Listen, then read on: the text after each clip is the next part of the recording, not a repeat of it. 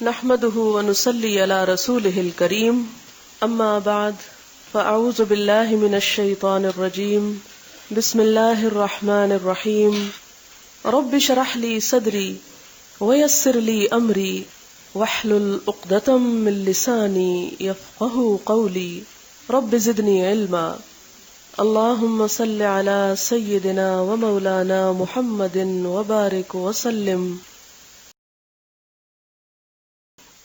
حدثنا موسى بن اسماعیل، موسیٰ ابن اسماعیل بیان کرتے ہیں ہم سے، قال حدثنا ابو وانا، ہم سے ابو وانا نے بیان کیا، قال حدثنا موسیٰ بن ابی عائشہ، ہم سے موسیٰ بن ابی عائشہ نے بیان کیا، قال حدثنا سعید بن جبیر، ہم سے سعید بن جبیر نے بیان کیا، عن ابن عباس، ابن عباس سے، فی قولہ تعالی، اللہ تعالیٰ کے اس قول میں، لا نہ تحرک، تم حرکت دو، بھی ساتھ اس کے یعنی وحی کے، لسانہ کا اپنی زبان کو، لتعجلا کہ تم جلدی کرو، بھی ساتھ اس کے.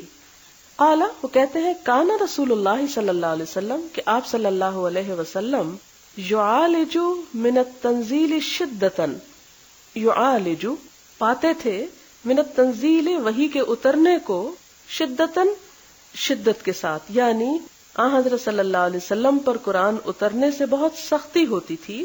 تو وکان مما یحرک شفتیہ، آپ تھے اس میں سے جو حرکت دیتے اپنے دونوں ہونٹوں کو، یعنی جب آپ پہ وحی اتر رہی ہوتی تھی تو اتنی شدت ہوتی تھی کہ آپ اپنے دونوں ہونٹ یعنی تیزی سے ہلانا شروع کر دیتے. فقالا تو کہا ابن عباس نے، فانا تو میں، احرکہما حرکت دیتا ہوں ان کو، لکا تمہارے لیے، کما جیسا کہ، کانا رسول اللہ صلی اللہ علیہ وسلم تھے نبی صلی اللہ علیہ وسلم، یحرکہما وہ حرکت دیتے تھے ان کو. وقال سعید بن جبیر کہتے ہیں، انا میں، احرکہما حرکت دیتا ہوں ان کو، کما جیسا کہ، رأیت میں نے دیکھا، ابن عباس کو، یحرکہما وہ حرکت دیتے تھے ان کو. فحرکا تو انہوں نے حرکت دی، شفتیہ ہی اپنے دونوں ہونٹوں کو. فانزل اللہ تعالی تو اللہ تعالی نے اتارا، لا تحرک نہ حرکت دو، بھی ساتھ اس کے، لسانہ کا اپنی زبان کو، لتعجل بھی کہ تم جلدی کرو ساتھ اس کے، انا بے شک علینا ہمارے ذمہ ہے، جمعہ اس کو جمع کرنا، وقرآنہ اور اس کو پڑھوانا. قالا فرمایا، جمعہ لکا یعنی جمع کرنا اس کو آپ کے لیے، فی صدر کا آپ کے سینے میں، وتقرأہ اور تم پڑھو گے اس کو، فاذا قرأناہ پھر جب ہم پڑھ لیں اس کو، فاتبع تو آپ پیروی کریں، قرآنہ اس کے پڑھنے کی. قالا فرمایا، فاستمع لہ تو غور سے سنو اس کو، وانصت اور خاموش رہو، ثم پھر، انا یقیناً، علینا ہمارے ذمہ ہے، بیانہ اس کو بیان کرنا، ثم پھر، انا علینا ہمارے ذمہ ہے، ان تقرأہ کہ تم پڑھو اس کو.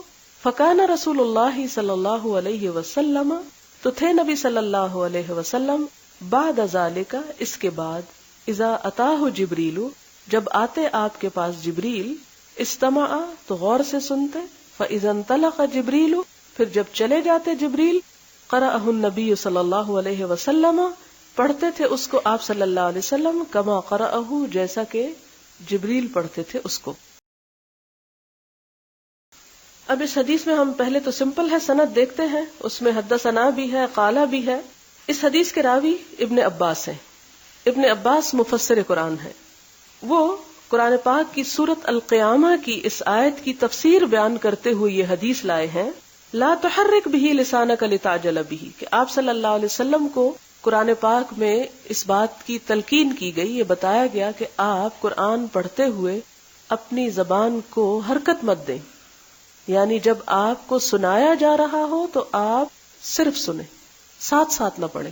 ہم میں سے بھی بہت سے لوگ اس طرح کرتے کہ جب بہت اچھی کوئی قرات کر رہا ہو تو ساتھ گنگنانے لگتے ہیں، یا جو چیزیں ہمیں زبانی یاد ہوں وہ ہم دوسرے کو بتانے کے لیے کہ ہم کو آتی ہیں، ہم بھی ساتھ پڑھنا شروع کر دیتے ہیں. تو قرآن پاک کے سننے کا ایک ادب ہے، احترام ہے، اور وہ کیا کہ اذا قرئ القرآن فاستمعوا لہ، کہ جب قرآن پڑھا جا رہا ہو تو اس کو صرف غور سے سنو. تو گویا وحی کے اترنے کی کیفیت کا ایک اور پہلو یہاں بتایا جا رہا ہے کہ آپ پر جب وحی اترتی تھی تو آپ کو کیا حکم تھا کہ آپ غور کے ساتھ اس کو سنتے رہیں. ابن عباس کہتے ہیں کہ آپ صلی اللہ علیہ وسلم وحی کے اترنے کی جو شدت ہوتی تھی اس کا یوں علاج کرتے تھے کہ آپ اپنے ہونٹ ہلانا شروع کر دیتے تھے. یعالج جو ہے نا معالجہ کرنا، یعنی کس کا؟ شدت کا. کس چیز کی شدت؟ تنزیل کی شدت کا. وکان مما یحرک شفتیہ، اور آپ اس شدت کی وجہ سے ساتھ ساتھ اس کو زبان سے پڑھنا شروع کر دیتے یا ہونٹ ہلاتے. ابن عباس کہتے ہیں کہ میں تمہیں بتاتا ہوں کہ آپ کے ہونٹ کیسے ہلتے. اب یہ ہے استاد کی ضرورت.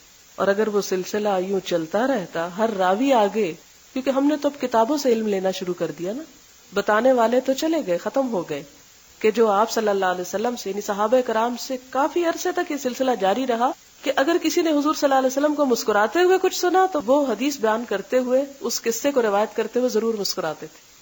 عبداللہ بن عمر ایک خاص حدیث سناتے وقت اپنا بٹن کھول لیتے تھے یہاں کا، کہ جب میں نے آپ سے یہ سنا تھا تو آپ کا بٹن کھلا ہوا تھا. اسی طرح کوئی خاص اشارہ ہوتا، کسی خاص مقام پر کوئی بات ہوتی تو اس کو بھی ساتھ وہ روایت کرتے تھے کہ ہم نے یہ بات، شوق کی بات ہے نا، جیسے آپ اپنے کسی دوست کا ذکر کرتے کہ ہم نے فلاں کے ساتھ فلاں جگہ پر یہ بات کی تھی اور فلاں حالت میں. تو اسی طرح صحابہ کرام بھی اس ساری کیفیت کو بھی روایت کرتے. ابن عباس کہتے کہ میں اسی طرح تمہیں ہونٹ ہلا کر دکھاتا ہوں. کس کو بتاتے ہیں؟ یہ سعید بن جبیر کو. آپ کے ذہن میں پہلے سوال آیا ہوگا کہ صحابہ کرام ایک حدیث سننے کے لیے مصر جا رہے ہیں، دمشق جا رہے ہیں، اور حالانکہ خود بھی صحابی ہیں، کیا ضرورت تھی ان چیزوں کے لیے کہ ہم اس سے سنیں گے جس نے آپ سے سنا، تاکہ ہمیں وہ یہ بھی ساتھ بتائے کہ آپ کیا کر رہے تھے اور کیسے سنا رہے تھے. یہ ہے محبت، یہ ہے شوق. سعید بن جبیر جو ہیں یہ بھی صحابی ہیں. چونکہ وہ اس وقت موقع پہ نہیں تھے، اس لیے ابن عباس اس موقع کی ساری ڈسکرپشن دیتے ہیں، کہتے میں تمہیں بتاتا ہوں کیسے حرکت دیتے تھے. اب سعید جب آگے روایت کرتے، قال سعید انا احرکہما، میں بھی ان کو حرکت دے کے بتاتا ہوں. کما رأیت ابن عباس، جیسے کہ میں نے ابن عباس کو ہونٹ ہلاتے دیکھا. یحرکہما، جیسے وہ حرکت دیتے تھے، فحرک شفتیہ، تو انہوں نے بھی اپنے دونوں ہونٹ ویسے ہی ہلائے. تو بات یہ تھی کہ اللہ تعالیٰ نے جب یہ بات اتاری کہ لا تحرک بہ لسانک، آپ قرآن سنتے وقت مت بولے، قرآن کو بھی نہ بولے تو غیر قرآن تو بول ہی نہیں سکتے. یعنی اگر یہ کہا گیا کہ قرآن سنتے وقت قرآن کو بھی نہ بولیں تو باتیں کرنے کی تو کوئی گنجائش ہی نہیں اس وقت میں. لتعجل بہ، اور آپ اس لیے بھی ذرا بولنے لگتے تھے کہ ذرا جلدی سے یاد کر لیں، کہیں بھول نہ جائیں. انا علینا جمعہ، آپ صلی اللہ علیہ وسلم کو تسلی دی جا رہی ہے بے فکر ہو جائے، اس کو ہم جمع کریں گے، وقرآنہ، اس کو ہم پڑھوائیں گے. قال جمعہ لک، یعنی جمع کہاں کرنا؟ فی صدرک، آپ صلی اللہ علیہ وسلم کے سینے میں. وتقرأہ، اور تم پڑھو گے اس کو. فاذا قرأناہ، جب ہم اس کو پڑھیں، فاتبع قرآنہ، تو آپ کیا کریں؟ آپ صلی اللہ علیہ وسلم صرف اس قرآن کی پیروی کریں، اس کو سنتے جائیں. قال، کہا، فاستمع لہ، غور سے سنو اس کو، وانصت، اور خاموش رہو. اس کا مطلب کیا؟ فاتبع قرآنہ، یعنی اتباع میں دو چیزیں آتی ہیں. کیا کیا؟ غور سے سننا اور خاموش رہنا، یہ ہے فاتبع قرآنہ. ثم ان علینا بیانہ، پھر اس کو بیان کرنا ہماری ذمہ داری ہے، ہم بتائیں گے اس کی وضاحت، اس کی تفسیر. تو سب سے پہلی تفسیر قرآن پاک کی کس نے کی؟ خود اللہ تعالیٰ نے. یعنی قرآن کی تفسیر کرتا ہے، اور پھر حضور صلی اللہ علیہ وسلم سے بھی کروائی. اس لیے قرآن پاک کی کسی ایک آیت کو سارے کانٹیکسٹ سے الگ کر کے تفسیر کرنا اس کی اجازت ہی نہیں ہے، اور یہ کر نہیں سکتے آپ.